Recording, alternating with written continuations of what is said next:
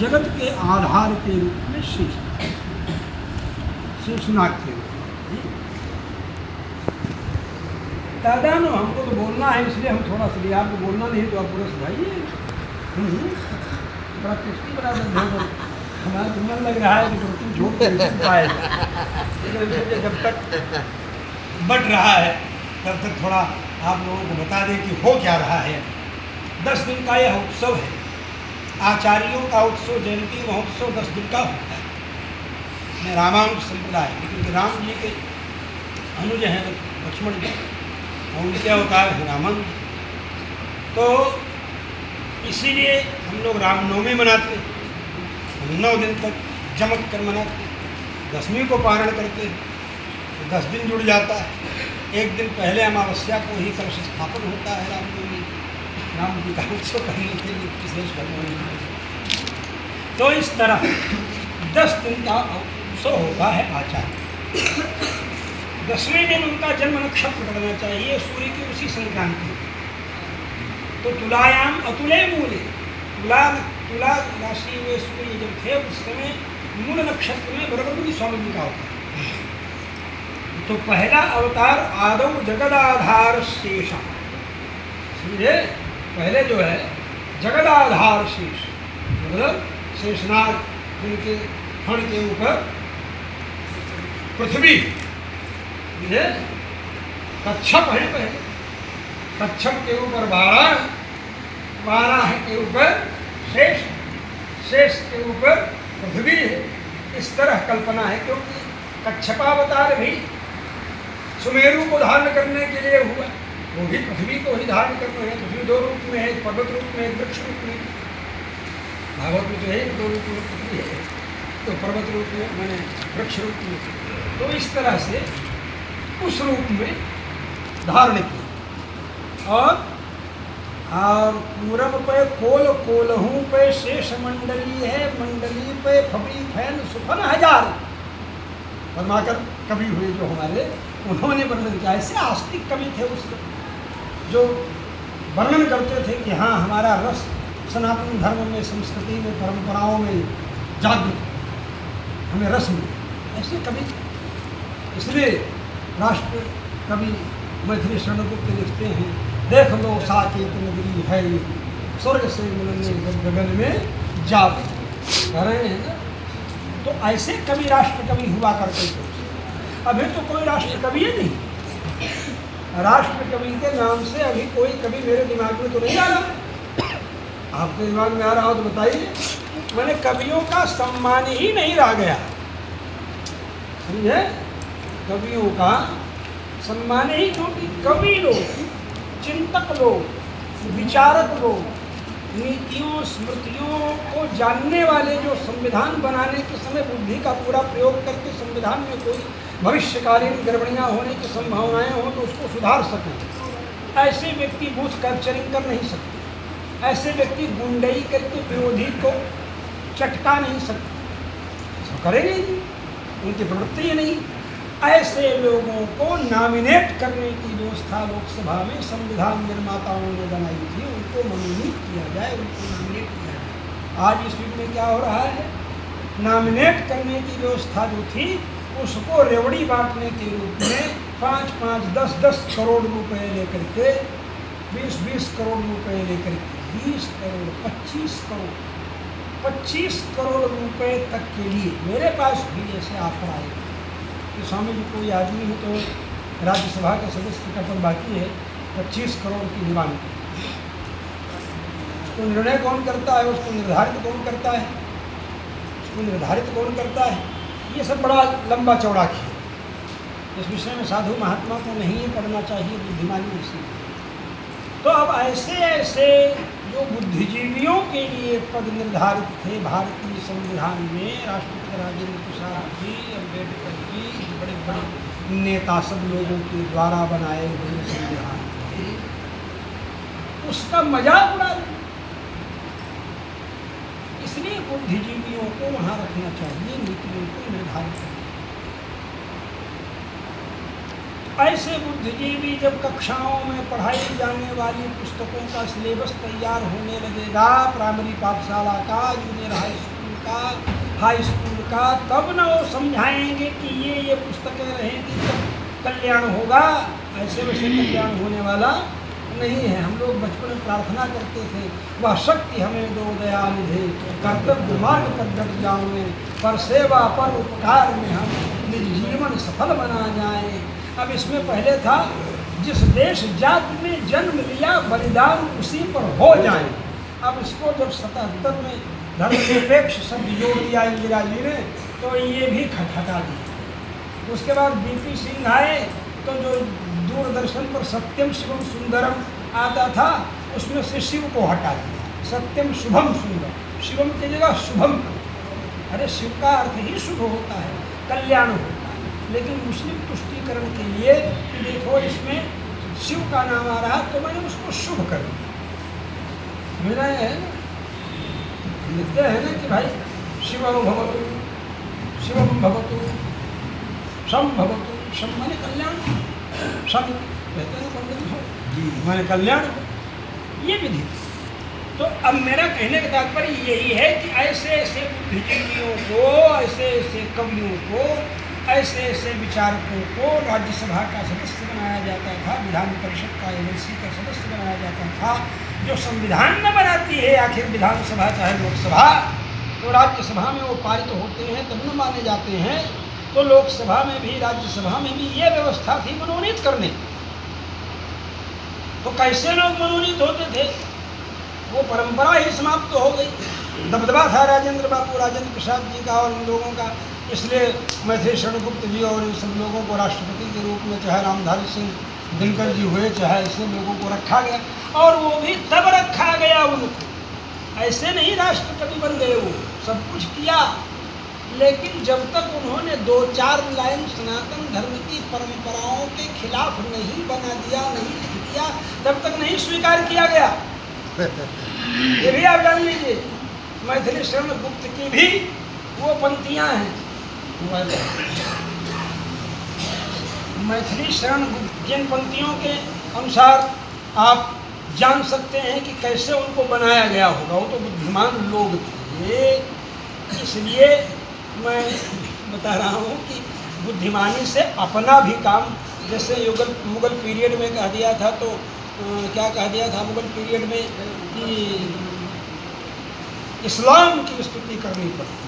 कोई भक्त ऐसे चंचल जी जैसे थे, उससे कह दिया, नाम उनका नहीं आ रहा, भक्त सूरदास जी थे, सूरदास जी जाएँ तो कौन था, कोई कवि थे उस समय के स्थानीय मंत्री। तो उन्होंने कहा, यहाँ हमारे संत गोपाल जी कथा कहते थे, तो उसमें उन्होंने बताया कि इस्लाम पर करता लाम का चिन्ह होता है, लाम ऐसे होता है उर्दू में, समझे, ऐसे 3 को उलट दीजिए, 3 को थोड़ा नज़दीक करके 3 को उलट दीजिए तो लाम। तब उन्होंने बनाया कविता, उन्होंने बनाई कि सुंदर सजे हैं आज, बहुत ही बने हैं आज, मैंने इस तरह करके, और बलिहारी इनके नाम वाम करके, और अंत में लास्ट में बनाया कि मतलब जिंदगी की सब कुछ निशानी इस्लाम, तो सारी निशानी इस्लाम। तो सब ताली बजाए, तो लोगों ने कहा कि आपने कहा, तो उन्होंने बनाया ना कि काले घुंघराले केस लटके माथे पर आए, लाम बन बन के सुंदर छा रहे, बनाए जो भी होगा, समझे। तो मैं बनाऊँ तो बना लूँगा इसको की तरह, जैसे करता भी, ऐसा कोई लफड़ा नहीं है।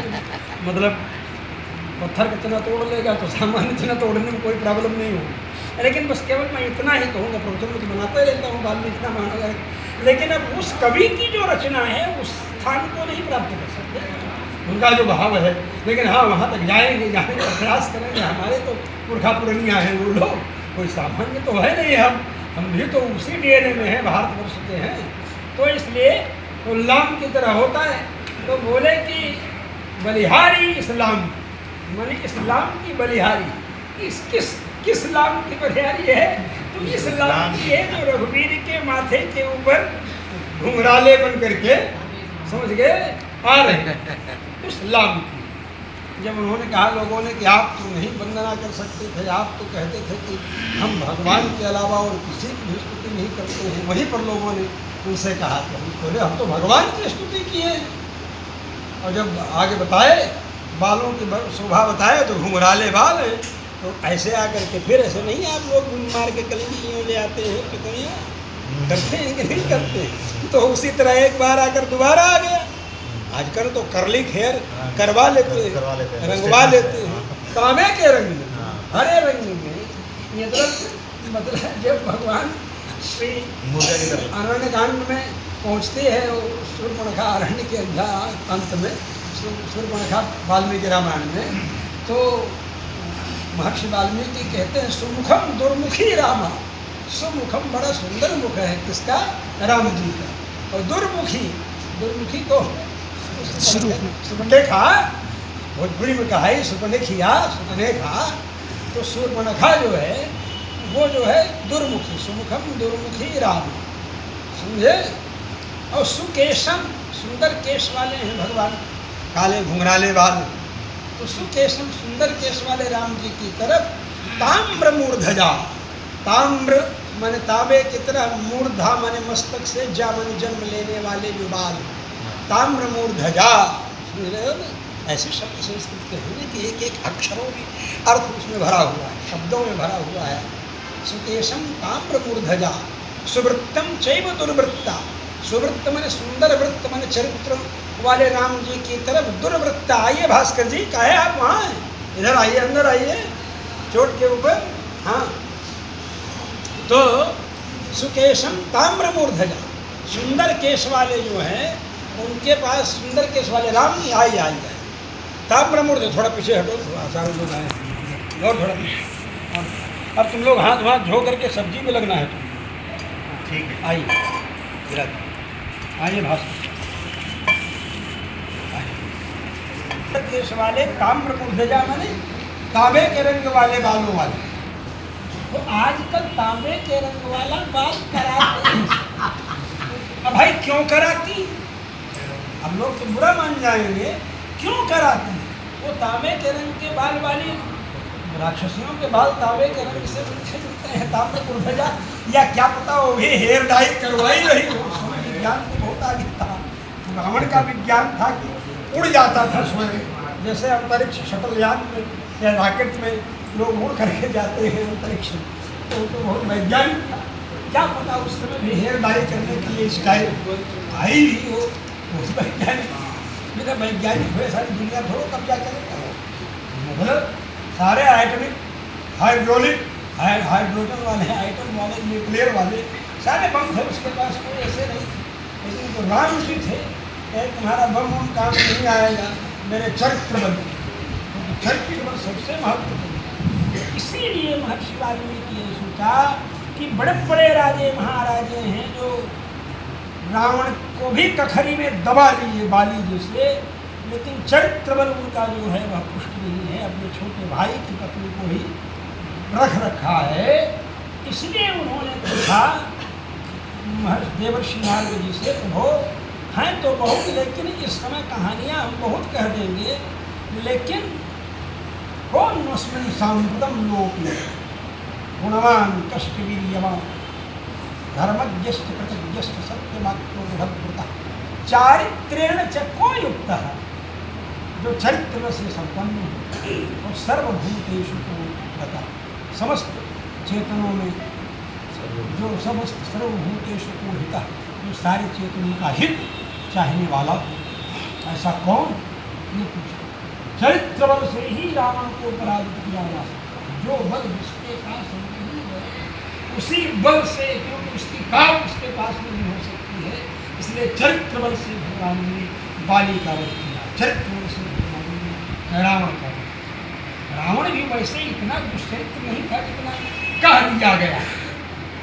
मतलब महर्षि वाल्मीकि के शब्दों में अगर सोचा जाए, विचार किया जाए, तो उसने एक बार जबरदस्ती की थी पुंजिका स्थला के साथ, लेकिन शाप हो जाने के कारण जो साफ हो गया ना कि आज के बाद अगर किसी भी स्त्री को उसकी इच्छा के लिए स्पर्श नहीं करेगा तो 100 टुकड़े उसके सिर के हो जाएंगे, ब्रह्मा जी का प्राप्त वरदान व्यर्थ हो जाएगा।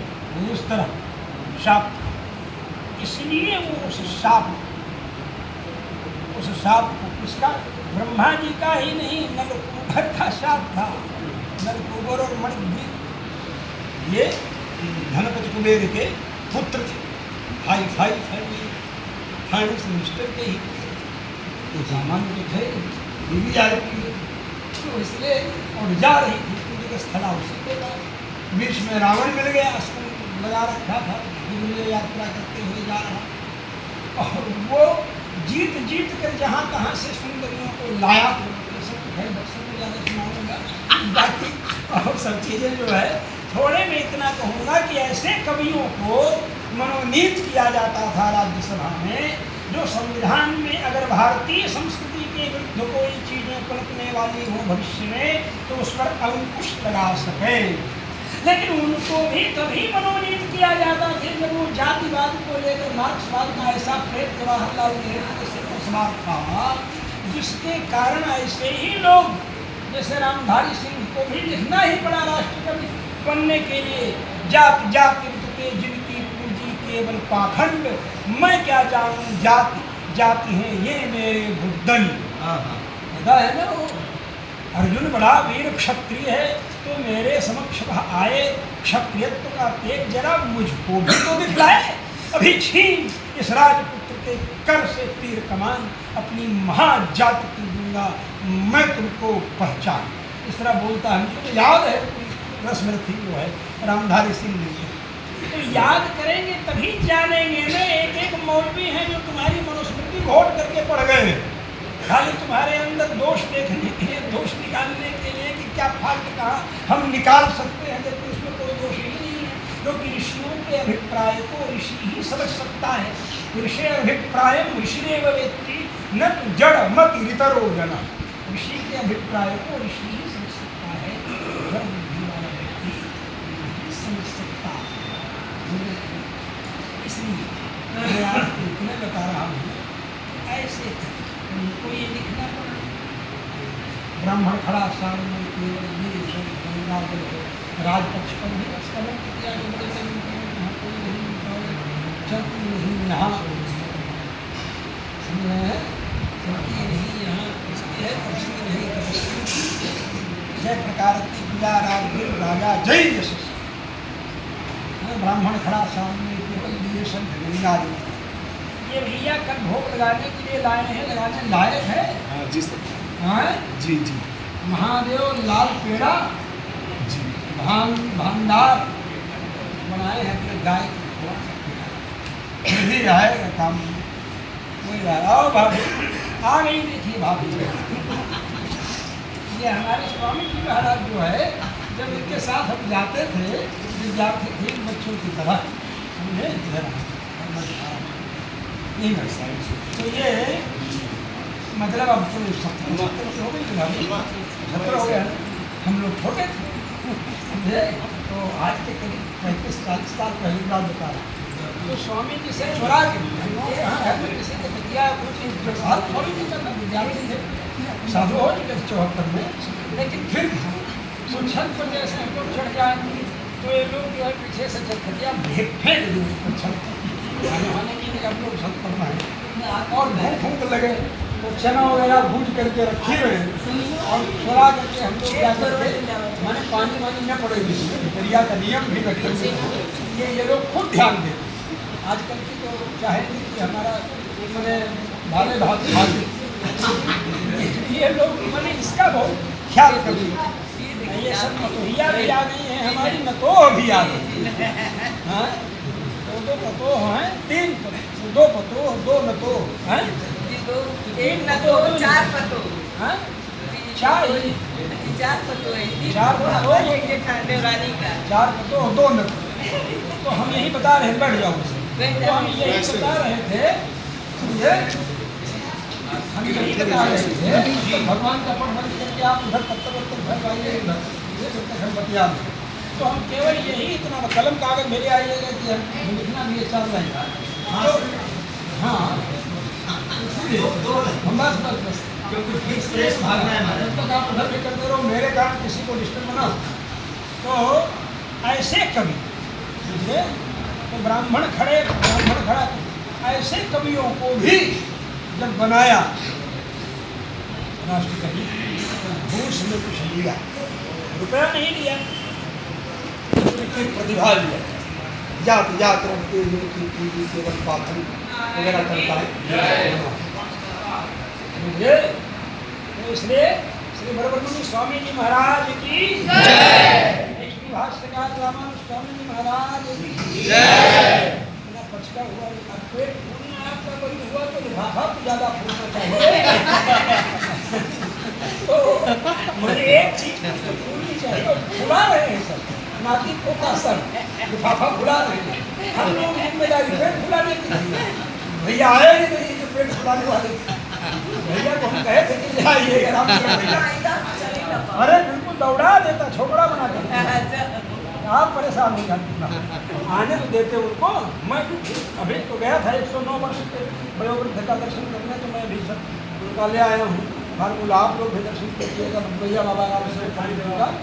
तो ऐसे तो वो कहते हैं कि परमात्मा पूर्व माने कच्छप, कच्छप के ऊपर कोल माने बराह, बराह के ऊपर शेषनाग, शेषनाग के ऊपर कौन है? शेष मंडली है, मंडली पर भव्य घर 1000 की, तो उसके ऊपर पृथ्वी।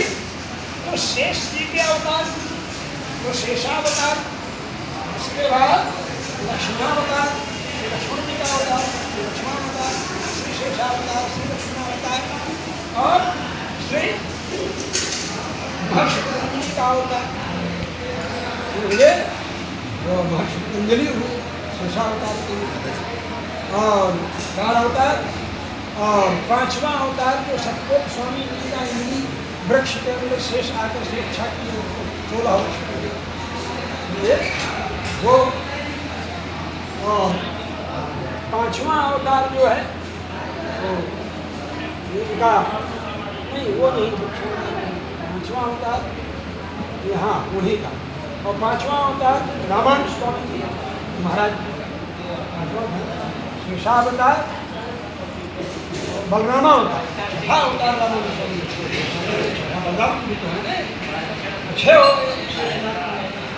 शेषावतार, लक्ष्मणावतार, बलरामावतार, श्री वृक्षावतार, श्री रामावतार, श्री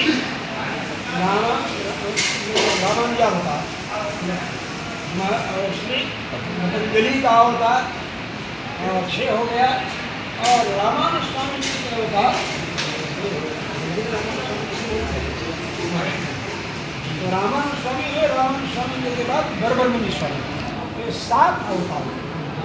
इन 7 अवतारों का अवसर एक साथ जो है बरब्रह्मण्य स्वामी जी महाराज का आराधन करके हम सब लोग प्राप्त करते हैं। वरेषु अपि वरः श्रेष्ठा, वरः श्रेष्ठा, आचार्य वर, मित्र वर, प्रिय वर, मित्र वर माने मित्रों में श्रेष्ठ, प्रिय वर माने प्रियों में श्रेष्ठ। तो वरेषु वरः, वरों में भी श्रेष्ठों में भी जो श्रेष्ठ, ऐसे मुनि कौन है? बरब्रह्मण्य स्वामी। उनका अवतार नक्षत्र का महोत्सव चल रहा है। 5वां दिन हो गया है, 5वां दिन हुआ है, अभी और 5 दिन चलेगा।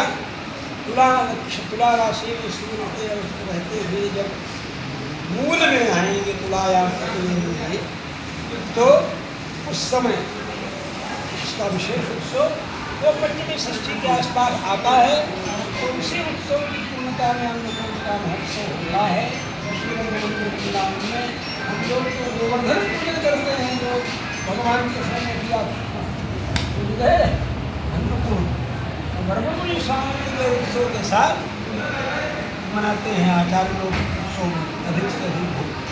इसके बाद भगवान का भोग बांटने के पहले कुछ रख देते हैं, भोग लग गया अन्नकूट का, इसके बाद अलग से निकाल के रख दिया गया।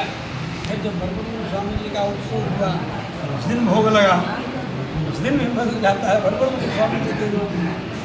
ये तो यही कहना है। वो लक्ष्मी नारायण भगवान जय जय भाष्यकार रामानंद स्वामी जी महाराज की जय आचार्य श्री गुरुदेव स्वामी जी महाराज की जय महाराज की जय समाज की जय सनातन धर्म की जय भारतवर्ष की जय श्री राम जन्मभूमि की जय जय जय राम सीता की जय जय जय ध्यान भगवान की जय जय जय श्री सीता